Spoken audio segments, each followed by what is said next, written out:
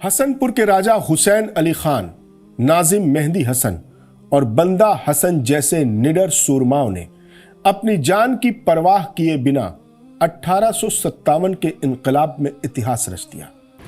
ये वो दौर था जब पूरा अवध अंग्रेजी हुकूमत के खिलाफ एक होकर खड़ा हो गया था। यूपी के सुल्तानपुर की यह धरती न सिर्फ एक बड़ा फौजी मरकज बनी, बल्कि यहाँ के जाबाजों ने अंग्रेजों को यह बता दिया कि भारत के लोग अपनी आज़ादी के लिए किसी भी हद तक जा सकते हैं। यूपी के सुल्तानपुर की रियासत हसनपुर के राजा हुसैन अली खान इस पूरे सुल्तानपुर इनकलाब के एक बेहद अहम और ताकतवर चेहरे के तौर पर सामने आए। वो एक रईस और बड़ी रियासत के मालिक थे, लेकिन जब उन्होंने देखा कि ईस्ट इंडिया कंपनी भारत की आवाम पर जुल्म कर रही है और उनकी रियासतों को छीन रही है, तो उन्होंने अपने आराम को छोड़कर इनकलाब का रास्ता चुना। 1857 में जब दिल्ली, झांसी, मेरठ में इनकलाब की आंख फैली, तो राजा हुसैन अली खान ने बिना किसी देर के सुल्तानपुर में इनकलाबी फौज की कमान संभाल ली। उन्होंने अपने इलाके के सिपाहियों, किसानों और आम लोगों को इकट्ठा करके एक बड़ी और ताकतवर फौज तैयार की। वो जानते थे कि अंग्रेजों के पास एडवांस हथियार हैं, लेकिन फिर भी उन्होंने अपने हौसले और लोकल सपोर्ट के दम पर ब्रिटिश हुकूमत को चुनौती दी और सुल्तानपुर के बड़े हिस्से से अंग्रेजों का नामो निशान मिटा दिया। राजा हुसैन अली खान की क़यादत की सबसे बड़ी बात यह थी कि उन्होंने सुल्तानपुर की फौज में हर तबके के लोगों को जोड़ा। उन्होंने अपने फौजियों को ट्रेनिंग दी, उनके खाने और रहने का इंतजाम किया और अंग्रेजों के खिलाफ लगातार हिकमत अमली बनाते रहे। जब अंग्रेजों ने सुल्तानपुर पर दोबारा कब्जा करने की कोशिश की, तो राजा हुसैन अली खान की फौज ने उनका डट कर सामना किया। ये फौज अपने देश के सम्मान के लिए मैदान में डटी रही। राजा हुसैन अली खान ने अपनी फौज की तरबियत इस अंदाज में की थी कि अंग्रेज अफसर भी उनकी डिसिप्लिन और जंग के हुनर से हैरान रह गए।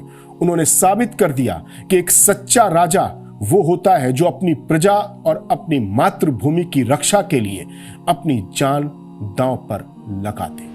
इसी सिलसिले में सुल्तानपुर के नाजिम मेहदी हसन का नाम भी तारीख के सफ़हात पर बहुत ही एहतराम के साथ दर्ज है। नाजिम मेहदी हसन अवध के नवाब की तरफ से सुल्तानपुर के एडमिनिस्ट्रेटर यानी नाजिम बनाए गए थे, लेकिन 1857 का इनकलाब शुरू होते ही वो अंग्रेजों के खिलाफ मैदान में उतर गए। उन्होंने सुल्तानपुर में वतन के मुजाहिदों की एक आज़ाद सरकार बनाई और अंग्रेजों के हर आदेश को खारिज कर दिया। नाजिम मेहदी हसन एक बेहतरीन एडमिनिस्ट्रेटर होने के साथ साथ एक बहुत ही होशियार और निडर फौजी कमांडर थे। उन्होंने सुल्तानपुर की आवाम में देश प्रेम का ऐसा जज्बा भरा कि हर कोई अंग्रेजों को भगाने के लिए सड़कों पर उतर आया।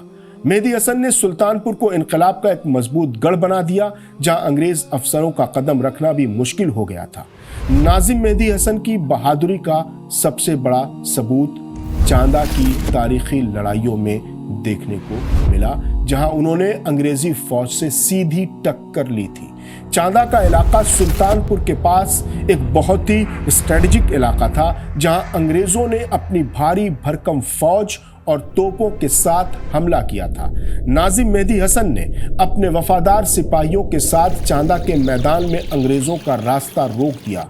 ये लड़ाई इतनी भयानक और घमासान की थी कि कई दिनों तक दोनों तरफ से गोलियां और तोपें चलती रहीं। मेहदी हसन ने बहुत ही समझदारी से अपनी फौज को चांदा की सरहदों पर तैनात किया और ब्रिटिश फौज के हर हमले को नाकाम करते रहे।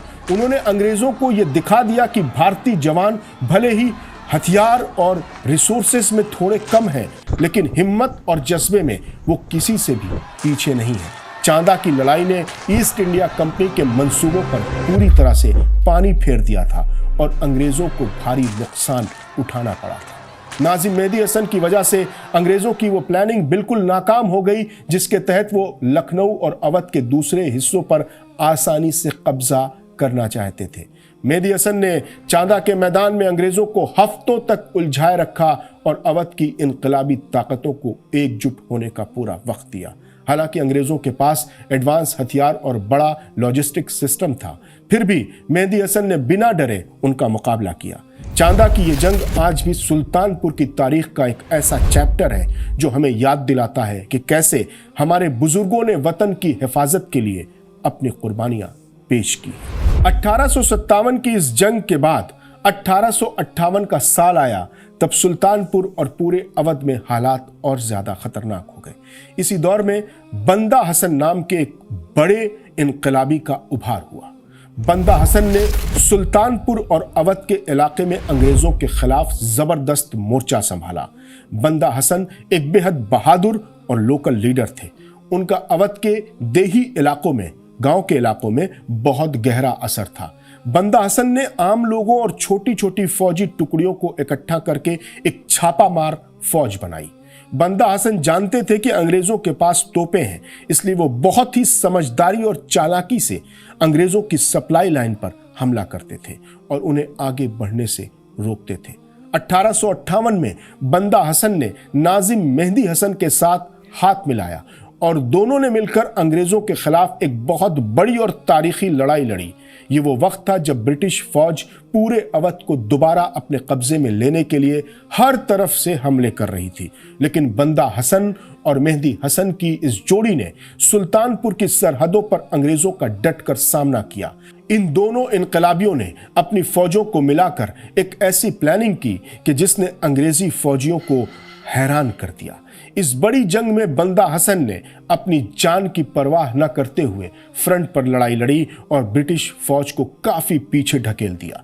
इस लड़ाई ने यह साबित कर दिया कि जब भारतीय राजा, नाजिम और लोकल लीडर एक हो जाते हैं तो बड़ी से बड़ी ताकत को झुकना पड़ता है। हम भी तामीर वतन में है बराबर के शरीक, दरो दीवार अगर तुम हो तो बुनियाद है।